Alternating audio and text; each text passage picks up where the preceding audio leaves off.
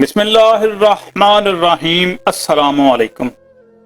हजरत हसन बसरी अलैहि रहमा फरमाते हैं, मैं एक मुत्की परहेजगार शख्स के जनाजे में शरीक हुआ। उसे बसरा के कब्रिस्तान में दफन किया गया। तदफीन के बाद लोग अपने अपने घरों की तरफ चले गए और मैं करीबी जंगल की तरफ चला गया। वहां अल्लाह सुब्हाना ताला की कुदरत में गौर फिक्र करता रहा। एक जगह घने दरख्त थे। मैंने जब बगौर देखा तो इन दरख्तों के पीछे एक गार नजर आया। मैंने अपने दिल में कहा कि शायद ये गार डाकुओं और लुटेरों की कमीन गाह है। चनाचा जब मैं उस गार के करीब गया तो क्या देखता हूं कि वहां नूरानी चेहरे वाला एक हसीन नौजवान ऊन का जुब्बा पहने बड़े खुशो रिक्कत के साथ महवे इबादत है। मैं उसके करीब जाकर बैठ गया। उस नौजवान ने रुकू सजूद के बाद सलाम फेरा और मेरी जानब मतवज्जा हुआ। मैंने सलाम किया, उसने जवाब दिया। मैंने पूछा, ऐ मेरे भाई, तुम कहां के रहने वाले हो? कहने लगा, मैं मुल्के शाम का रहायशी हूं। मैंने पूछा, तुम शाम से बसरा किस मकसद के लिए आए हो? उसने जवाब दिया, मैंने सुना था कि बसरा और उसके करीबी इलाकों में आबदीन व जाहदीन और बाअमल उलमाए कराम बहुत ज्यादा हैं, तो शाम से बस इसी मकसद के लिए बसरा आया हूं कि उन औलिया कराम से इक्तसाबे फैज कर सकूं और उनसे इल्म और अमल सीखूं। मैंने उससे पूछा, है बंदा खुदा, तुम्हारे खाने पीने का इंतजाम किस तरह होता है?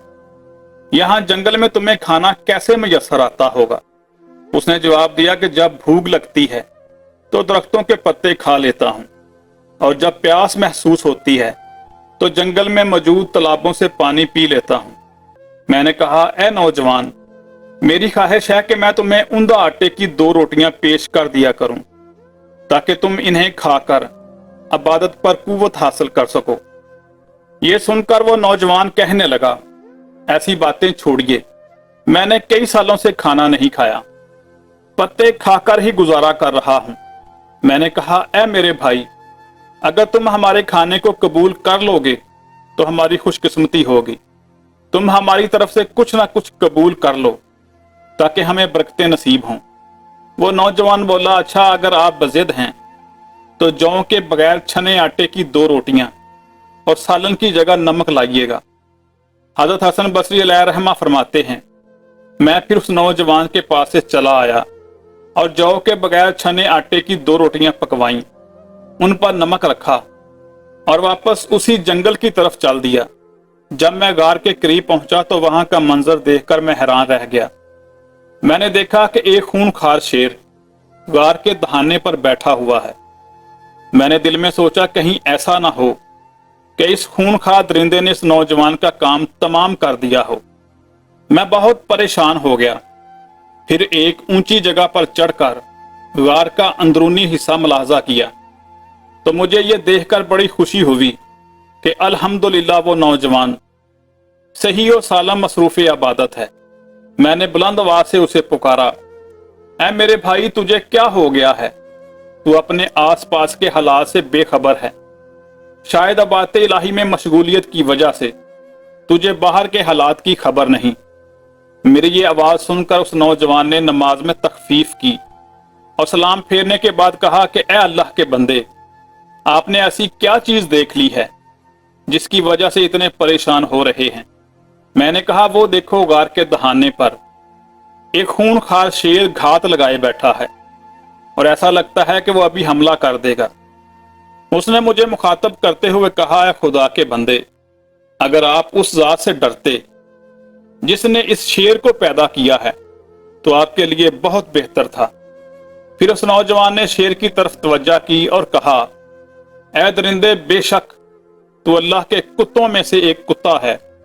अगर तुझे बारगाहे खुदाबंदी से हुक्म मिला है कि तू मुझे कोई नुकसान पहुंचाए तो फिर मैं तुझे रोकने की ताकत नहीं रखता, कुदरत नहीं रखता।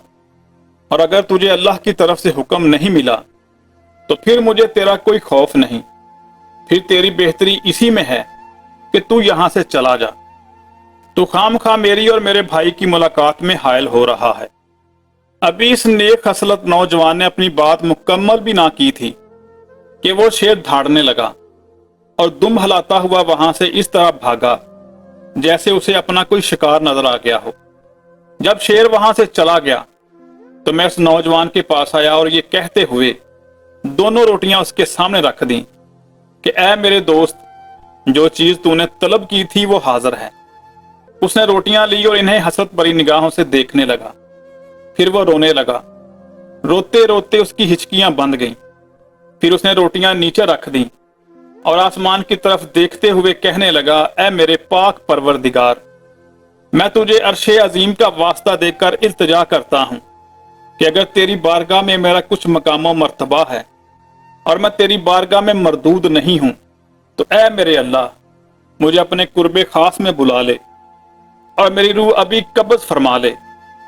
हजरत हसन बसरी रहमतुल्लाह अलैह फरमाते हैं कि अभी उस नौजवान ने ये दुआ मुकम्मल की ही थी कि फौरन उसकी बेकरार रूह इस दुनियावी जिंदगी की कैद से आजाद होकर आलमे बाला की तरफ परवाज कर गई।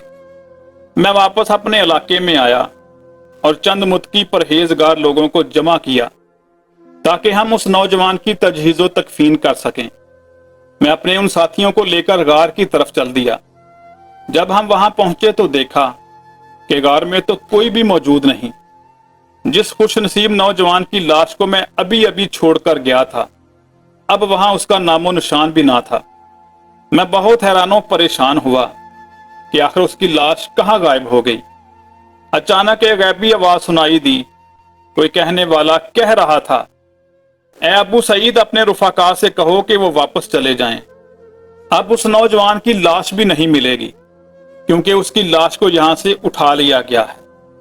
जब तेरी याद में दुनिया से गया है कोई, जान लेने को दुल्हन बन के कज़ा आई है।